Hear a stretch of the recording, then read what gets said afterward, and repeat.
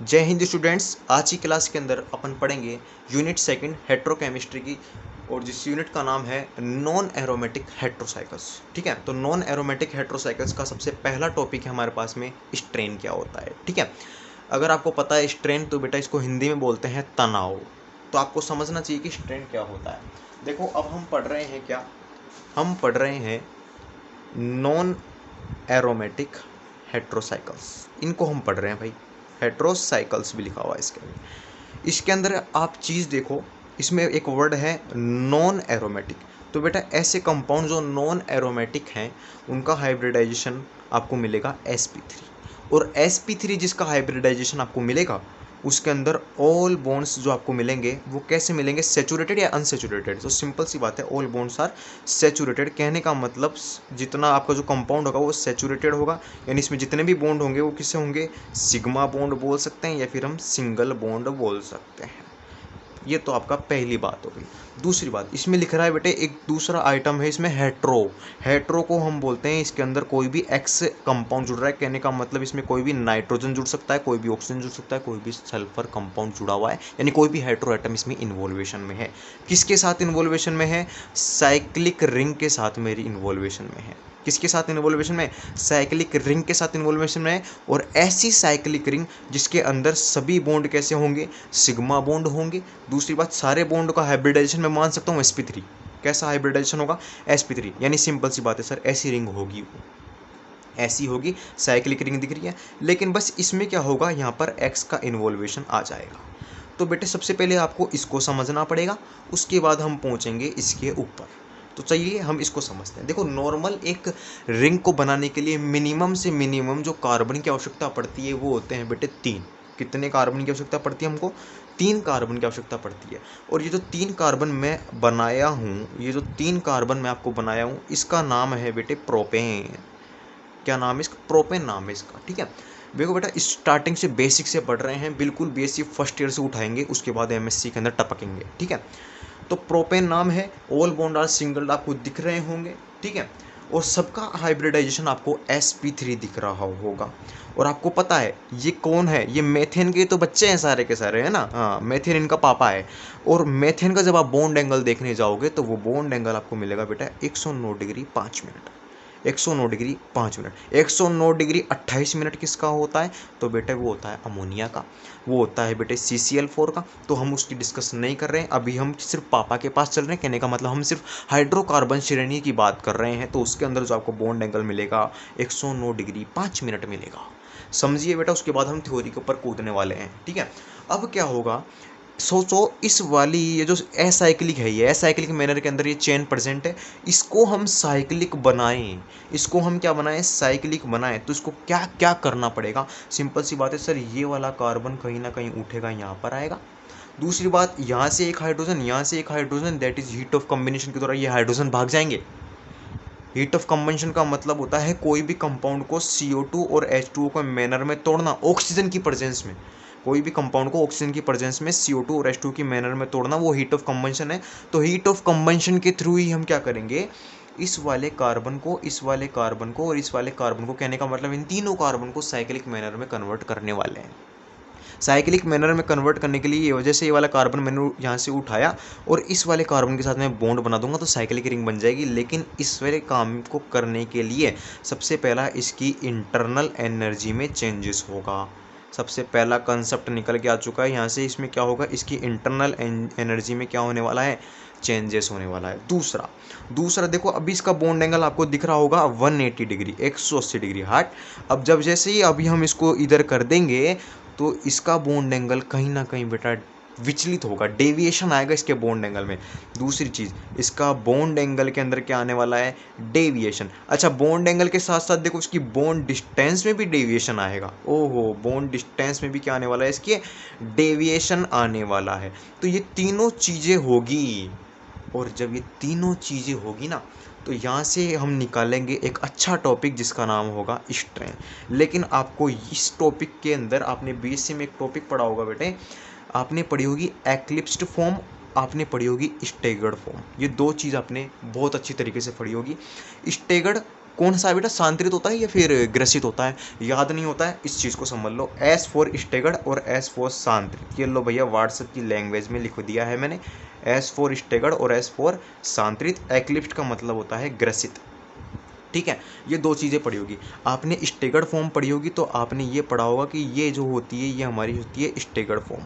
कौन सी फॉर्म होती है, ये होती है हमारी स्टेगर्ड फॉर्म होती है। जैसे कि आपके पास में है या CH3 हो गया, ये हाइड्रोजन, ये हाइड्रोजन, ये हाइड्रोजन, हम प्रोपेन का बना रहे हैं, हम प्रोपेन का कन्फर्मेशन बना रहे हैं, याद रखना।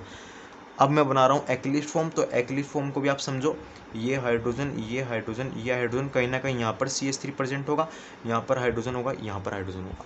अब इसी फॉर्म को, ये बेटा ये है न्यूमान प्रक्षेपण सूत्र जिसको हम बोलते हैं ना, न्यूमार फॉर्मूला जिसको हम बोलते हैं, वो है ये।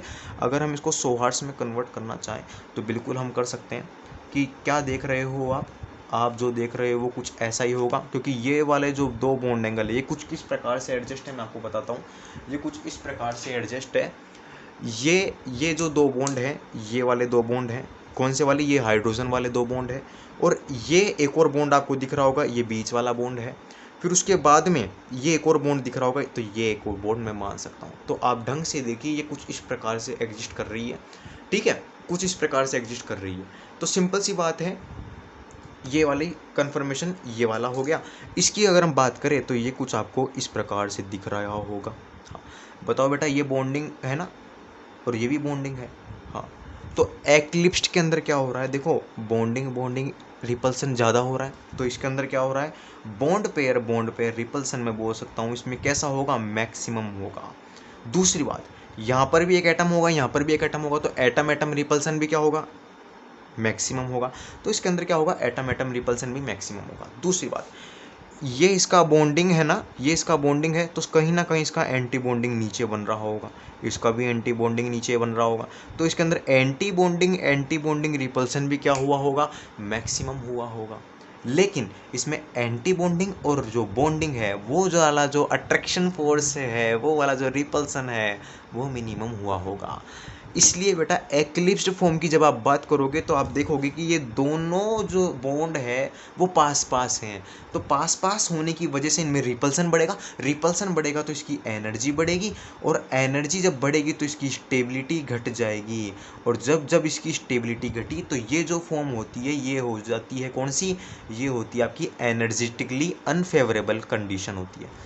तो एक्लिप्स्ड फॉर्म की जब जब बात आए तो आप समझ जाना that is any energetically unfavourable condition, खत्म कहानी। जब स्टेगर्ड की बात आए तो स्टेगर्ड में आप क्या देख रहे हो कि सर इसका बॉन्ड और इसका बॉन्ड ये रहा, यहाँ पर तो नॉन बॉन्डिंग है ना, ये इसका बॉन्डिंग है, इसका नॉन बॉन्डिंग है, तो बॉन्डिंग और जो इसका यानी बॉन्ड पेयर जो रिपल्सन है वो भी मिनिमम हो गया, ठीक है। ये वाला जो बॉन्डिंग है और ये वाला बॉन्डिंग है ये भी कम हो गया। एटम एटम रिपल्सन की बात करें तो वो भी कम हो गया, क्योंकि इस कार्बन की सिद्ध में कोई एटम प्रेजेंट ही नहीं है, तो ये भी क्या हो गया, कम हो गया। तो एटम एटम भी मिनिमम, बॉन्ड पेयर भी मिनिमम। फिर इसका मैक्सिमम क्या है, इसका मैक्सिमम क्या है, तो इसका बेटा इसका मैक्सिमम है कि ये बॉन्डिंग और ये एंटी बॉन्डिंग, ये क्या है इसका, ये मैक्सिमम है, ये इसका मैक्सिमम है। अब हम समझें इसको थ्योरी वाले बेस के ऊपर, तभी बेटा आपके समझ में आएगा। तो इसको हटाओ, थ्योरी को समझते हैं।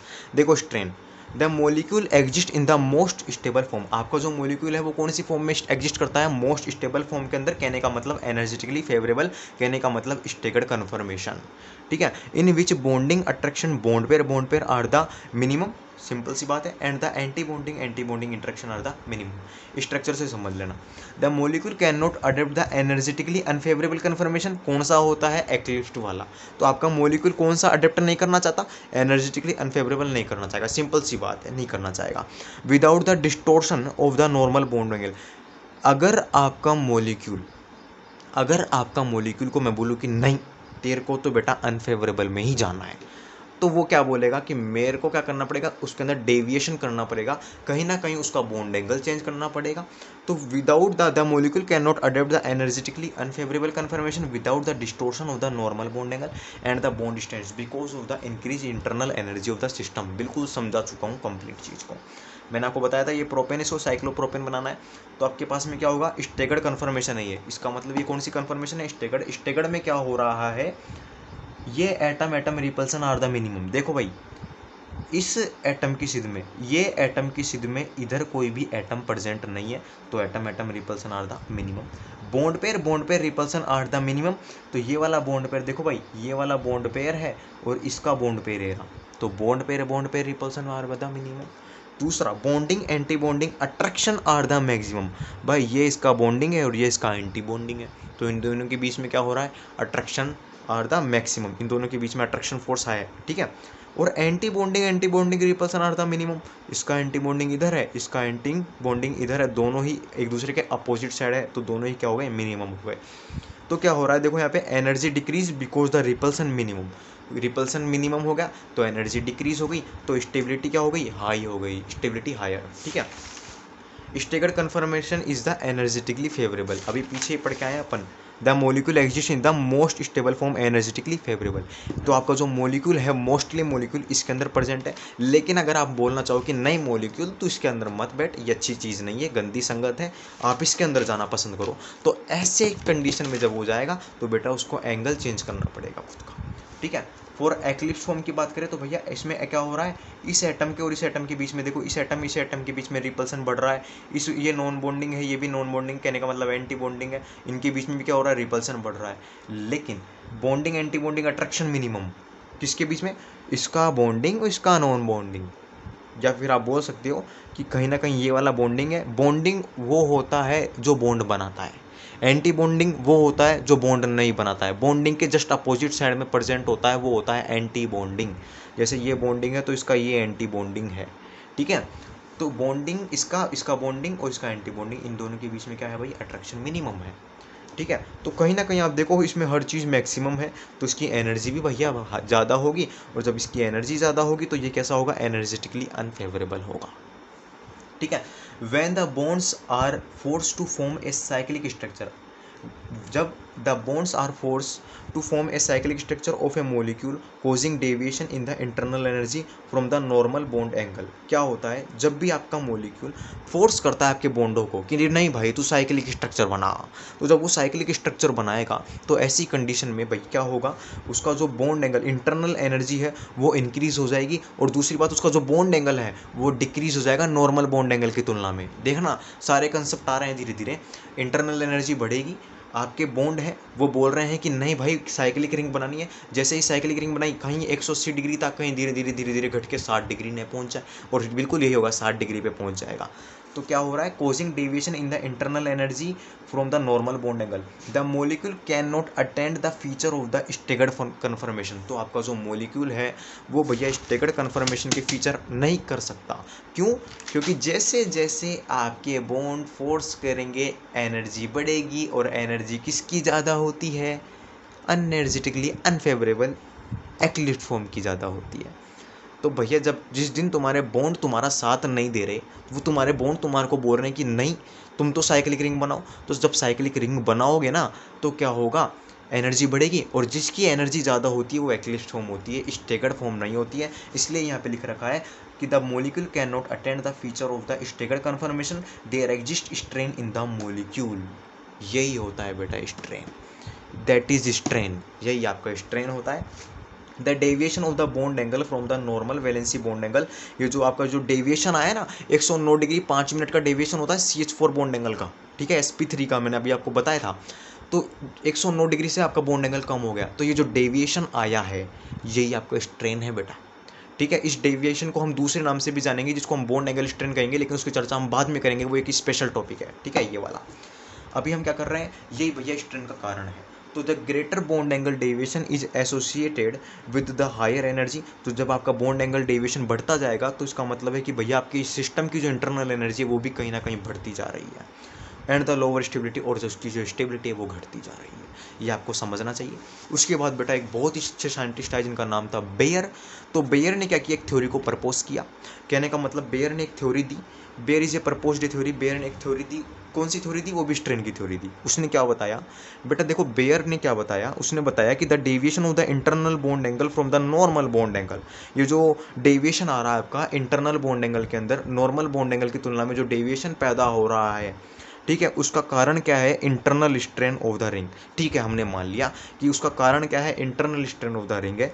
And amount of the deviation depends on the size of ring. और जो ये जो अमाउंट है, जो डेविएशन का अमाउंट है, ये डिपेंड करेगा आपका साइज ऑफ द रिंग।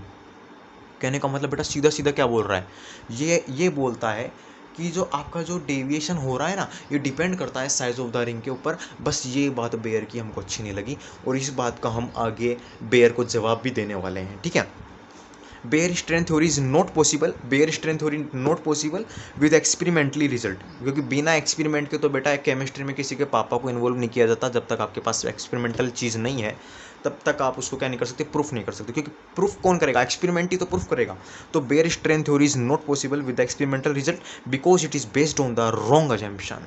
ये जो साला रॉन्ग अजम्पशन क्या है, क्योंकि बेयर ने क्या होता है पता है बेटा, बेयर ने बताया कि जितनी भी साइक्लिक रिंग्स होती है वो सारी की सारी प्लेनर होती है। लेकिन बेटा जब आप जाओगे ना 6 मेंबर रिंग के पास में, तो बेटा वो प्लेनर नहीं होती है। उसमें जब आप देखना वो प्लेनर रिंग नहीं मिलती है, वो चेयर फॉर्म के अंदर बोट कन्फर्मेशन के अंदर और जो ट्विस्ट बोट कन्फर्मेशन के अंदर उसके अंदर चेंज होती रहती है। तो भैया जब बेयर ने जो अजम्पशन दिया है वो रॉन्ग अजम्पशन है। बेयर ने यही बताया था, बेयर ने मान लिया था कि भैया सारी रिंग साइक्लिक होती है, सबका बॉन्ड एंगल sp2 होता है, और सिंपल सी बात है sp2 होगा तो प्लेनर होगी स्ट्रक्चर। लेकिन भैया जब हम साइक्लोहेक्सेन के पास में जाएंगे ना, तो वहाँ पर बेयर जी आपकी खिचड़ी नहीं गलने वाली है। ठीक है। हाँ, तो इसका जो कंक्लूजन निकलता है ये हम आगे पढ़ेंगे बेटा, बेयर स्ट्रेन थ्योरी। इसका जो कंक्लूजन निकलता है वो क्या होता है, the strain theory is applicable, जो आपकी स्ट्रेन थ्योरी है वो किसके लिए एप्लीकेबल है, to small ring but not the 6 membered ring and large than 6 membered ring because such ring are the puckered. Puckered का मतलब हो जाती है बेटा मुड़ जाती है स्ट्रक्चर। तो जो आपकी स्ट्रेन थ्योरी है वो केवल स्मॉल रिंग के पास में एप्लीकेबल हो सकती है, 3 मेंबर्ड 4 मेंबर्ड के ऊपर एप्लीकेबल कर सकते हो, लेकिन 5 मेंबर्ड 6 मेंबर्ड के ऊपर आप एप्लीकेबल नहीं कर सकते हो। क्यों, क्योंकि इस टाइप की जो रिंग्स होती है वो क्या हो जाती है, एक्चुअली में पुकर्ड स्ट्रक्चर होती है, मुड़ी हुई स्ट्रक्चर होती है। नेक्स्ट में अपन पढ़ेंगे बॉन्ड एंगल स्ट्रेन, यानी बेयर स्ट्रेन को हम पढ़ने वाले हैं। अगर आपको बेटा वीडियो अच्छी लगी हो तो वीडियो को बहुत अच्छी तरीके से कमेंट कर देना कि सर मज़ा आ गया पढ़ने के अंदर। मिलेंगे बेटा आपसे नेक्स्ट वीडियो में, अभी के लिए जय हिंद जय भारत।